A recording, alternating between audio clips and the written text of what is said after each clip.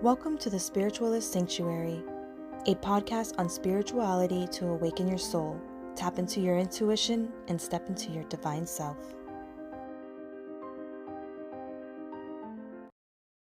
Welcome to the Spiritualist Sanctuary. I'm your host, Jennifer, and today I'll dig deep into the issues many of us face around unseen heart traumas that block us from experiencing fulfillment, peace, and true love. If you've ever felt disconnected from yourself or as if you were living not in alignment, you were just living and you didn't know your purpose, then this is for you. Today's episode is all for you. I have been experiencing trauma in my life since I was 5 years old and pretty consistently throughout my life. I've lost people very tragically. I was almost abducted on 2 different occasions at the age of 6 and around 7 or 8. I grew up in a very narcissistic, mentally and physically abusive household, and not by either of my biological parents.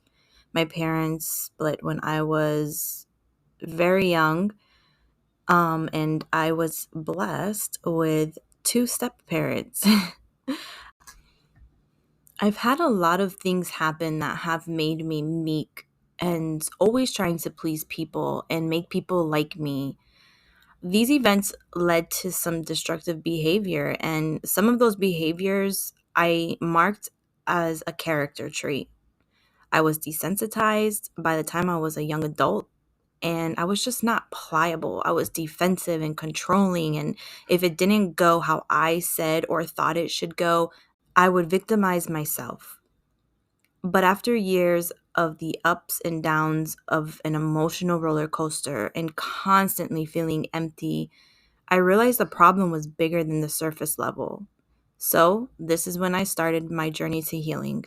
Trauma affects the heart center, and that's why I'm naming this Unpacking Heart Trauma. Once you heal the heart, you can actually live an abundant life in all areas. Now, heartbreak doesn't always come in the form of relationship. Remember, trauma affects the heart center, so it can come as experiences such as accidents, emotional and physical abuse, domestic violence, loss of a loved one, natural disasters, sexual assault, divorce. The mainstream understanding of trauma and PTSD is revolved around emotional and behavioral aftermath. Acute stress disorder and PTSD are characterized based on behavioral and emotional signs such as hyperalertness, sleep issues, uneasiness, and in evading thoughts like reminders of the traumatic event. However, evidence shows that the internal bodily reaction to trauma are equally intense, if not more, and one of the most severely affected parts of the body is the heart. In traumatic situations, the brain kickstarts a chemical process known as the fight or flight response. I'm sure you've heard of it. It's very commonly used, but do you really know what it is? This triggers a potent stress reaction that involves neurotransmitters and hormones throughout the body. These biochemicals affect the regular operations of vital organs, such as the heart. Chronic stress resulting from prolonged childhood trauma, such as repeated emotional and physical abuse, can exacerbate the dysregulation of this stress system. This leads to elevated stress hormones and the fight or flight or even the freeze response. So these people that have endured prolonged trauma may experience continuous lifelong fight or flight responses, anxiety, and just always on edge. And if this dysregulation of the stress system happened during the childhood, it can lead to damaging effects on the immune system, emotional regulating skills, cognitive development, and executive functioning. All of this ties into matters of the heart. But the big one here is this. Early trauma also can disrupt the regulation of oxytocin, which is attached to emotional intimacy, and serotonin, which is linked to your mood. And this results in attachment issues and feelings of depression or mood disorders, never understanding why you're feeling a way that you're feeling. Now, confronting traumatic events bring up hurtful memories and sensations, right? Like, no, we don't want to deal with that. So, this is why denial is often a natural trauma response. When I was a teen, I loved writing poems and songs. It was my way of releasing emotions. My junior year, I had just rekindled with my stepbrother. We were separated young after his dad had passed away in my childhood home. Not only did I lose a caring father figure, I also lost a brother because I never saw him again until I was about 15. It was one, maybe 2 months in, about the end of September. He started getting distant. He wouldn't answer my calls or texts. I was told by other people that he didn't want to speak to me. See, he was battling demons, some very dark ones. He lost his dad when he was a young boy, and a year prior to us reuniting, he lost his brother in a motorcycle accident. In his arms, he watched his best friend take his last breath. In all, he seemed to be keeping it all together, but he wasn't, not at all. So while he was losing his grip on reality, as the year anniversary of his brother's passing was coming up, he didn't want me to witness his crumble. And a year to the date of his brother's passing, October 6, 2000, he joined his brother and his dad on the other side. For his funeral, I wrote a song for him. I folded it up and laid it with him to rest. And I never wrote again after that. And truth be told, I really struggled to write and find my words. However, I never recognized this because straight out of school, I began a family and I didn't need to write, nor did I have the time. It wasn't until I started to run a business and I needed to write captivating stories that I realized I was blocked. After doing some shadow work, I realized where the block was. I had been in trauma denial for so long that it was a norm. I didn't lose my ability to write. I blocked my ability by not dealing with the traumatic event. At the same time, I realized another block I had, another trauma-caused defense mechanism I had formed due to this traumatic event. People ignoring me or leaving me on red. I would get a nasty pit in my stomach, then overanalyze, think what I did wrong, then that would turn into anger, and then I would just ghost the person to avoid these feelings ever again. Because the last time someone did that to me, I never heard from them again. A memory I didn't want to relive and a feeling I didn't want to feel. Why did this go on so long without me recognizing it? Because I was young and I didn't know how to address trauma, and I developed trauma denial and avoidance. The trauma denial is a defense mechanism that protects you from emotional pain. It serves as a shield that emotionally and mentally disconnects you from the traumatic event, but it doesn't help you in healing the pain. Trauma denial often occurs when the reality of the trauma is so great that it is psychologically safer to bury, deny, suppress, or avoid what happened than to accept that the trauma ever occurred in the first place. You push aside overwhelming information to buy you time and give you room to breathe after a traumatic experience. This may be a conscious or unconscious process. You could also experience dissociation, emotional numbness, lack of insight. Trauma denial may be helpful in short term. It's your brain's way of keeping you safe. It's a natural process designed to help you get on with your life. It allows you to stand up and get back on your feet. However, the comforts you learn to rely on may start to fall apart in time. Long-term denial may hinder you from a sense of inner peace or intimate connection with other people. There's also emotional avoidance. It also creates a distance from traumatic experience, but it's slightly different. Denial distorts facts and events. There is no admission of a problem, For example, denial would be saying, believing, and acting like the traumatic experience did not affect you. Avoidance, on the other hand, can be an attempt to refrain from feeling painful emotions by withdrawing or dissociating from specific experiences. It could also involve avoidance of a situation or interaction that may become emotional in any way. Emotional avoidance could be using alcohol to prevent thinking about the event or feeling detached from friends and family in general.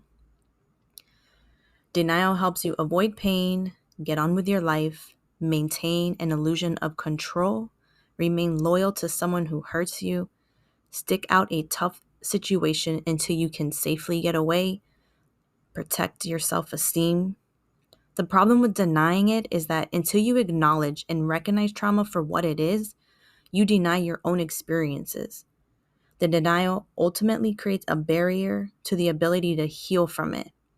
And although you learn to suppress those unpleasant experiences from your past, your body and your mind will continue to carry it until the trauma is addressed. Being in denial gives power to the past. Confronting your trauma gives power and control to you right here, right now. Understanding why trauma denial happens and accepting that you may be living with it is where the healing begins. Healing from trauma takes time. When you can work through it, you may uncover things that you never even knew were there because you may have lived in the trauma denial for so long it became a norm. But when you look back, you will realize it surfaced every so often and it was always the same thing that triggered you. For me, I thought having to be in control of everything was a personality trait. But the truth was, it was debilitating because when I couldn't control a situation or a person, I would spiral. Controlling things kept me safe. It didn't lead to the unknown or surprises, and therefore it kept me from getting hurt or disappointed. I am a physical empath, so I always feel things magnified. However, throughout the years, I've realized that whenever there is a situation or person who doesn't have good intentions, my intuition will always let me know, and the deceit is always brought to light. So I've come to terms with accepting this and knowing that if it's meant for me to know, if it's hurting me in any way, that it will be brought to my attention. And healing that trauma has brought that habit to me. When you heal through the trauma, you'll start to realize how much it was holding you back from happiness, from true wholeness. You'll feel relief. You'll finally feel complete, a sense of closure, liberation. You'll be happy and joyful, true joyful. Now, love is the byproduct of your healing and personal growth journey. So before you can love the world, it is important to first confront, heal, and nurture yourself. When the ego or innate sense of self-importance and fear, our natural response to danger or threat, along with wounds from past traumas and heartbreaks, are worked with and overcome. The capacity for unconditional and unselfish love emerges. If your heart is blocked, you can't truly be love or give love. To love within means self-love as the initial step. Only when you accept, respect, and genuinely care for yourself can you share those feelings with others. The peace and happiness found within yourself creates a healthy foundation for loving relationships with others. Once you harbor love within, it is reflected outwardly into the world. It shows up as compassion, understanding, and kindness or selflessness. To genuinely love others, you must first to love yourself.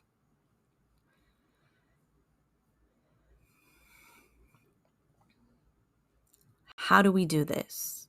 Well, first, you need to learn respect for the feeling function. Nobody likes to feel those negative feelings. Our feelings are a powerful tool that can guide us towards our true purpose and lead us to a more fulfilling life.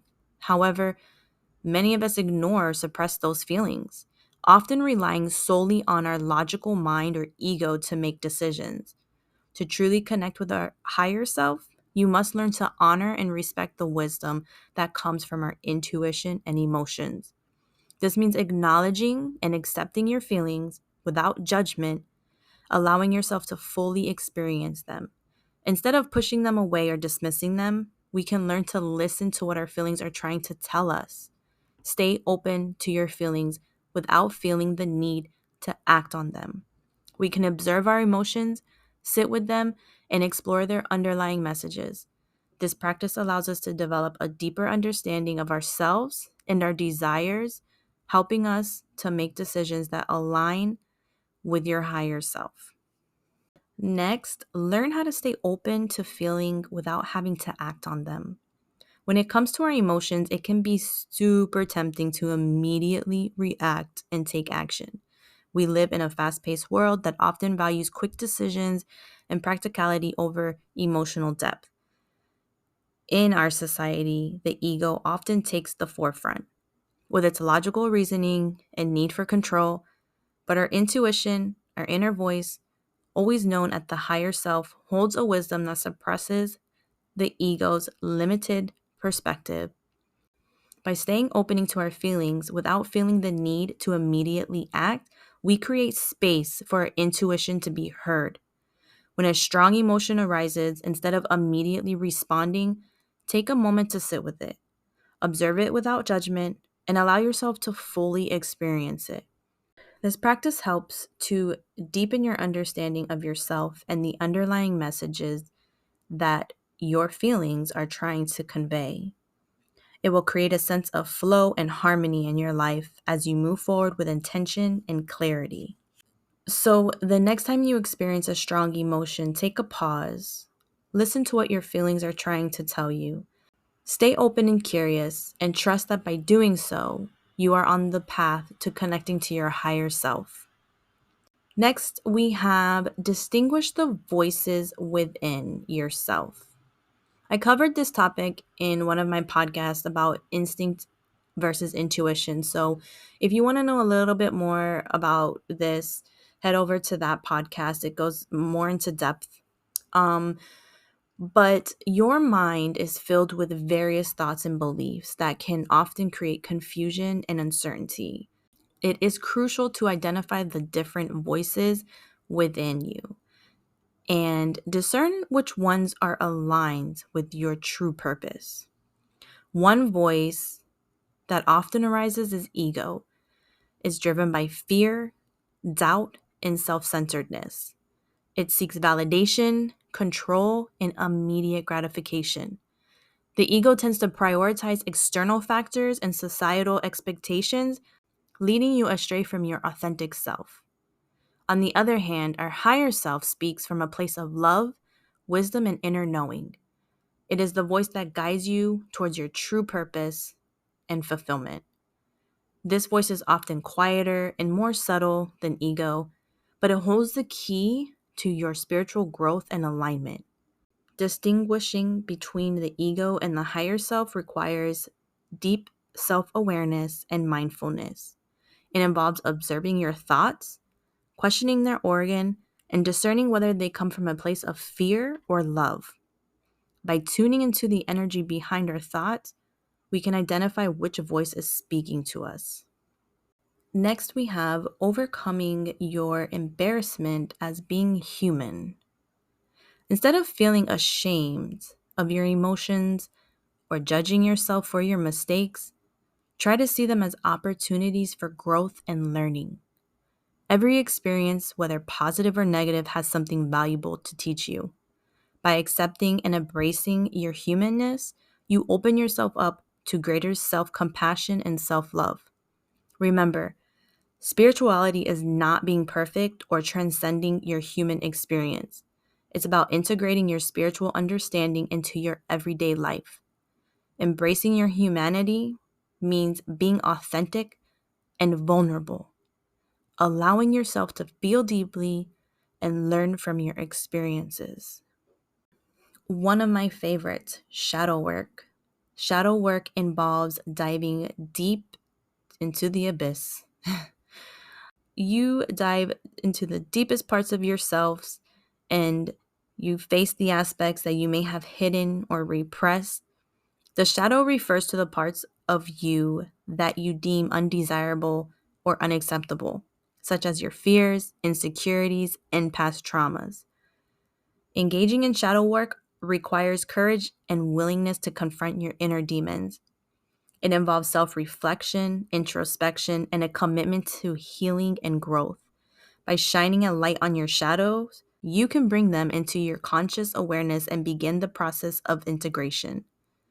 Shadow work can be done through various practices such as journaling, therapy, meditation, and inner child work. It involves examining your thoughts, beliefs, and patterns or behaviors to uncover the root causes of your shadow aspects. By doing so, you can begin to heal the wounds that have been holding you back and release any negative patterns that no longer serve you. The purpose of shadow work is not to judge or condemn yourself. It's to embrace all aspects of who you are. Shadow work allows you to cultivate self-compassion, acceptance, and a deeper understanding of yourself. Befriend your spirit team. Your spirit team is your divine connection. Getting to know your spirit team requires a deep sense of self-awareness and a commitment to self-love. It means learning to listen to the gentle whispers of your intuition and trusting the guidance that comes within. You can get messages in several ways. As a matter of fact, my friend just messaged me and was telling me, she's like, my parents' anniversary is today, and her dad passed a little while ago. And she said, I really wanted to do something nice for my mom, so I went and got her some flowers. And when I was in the line to check out, I looked at the flowers and it said from Ecuador.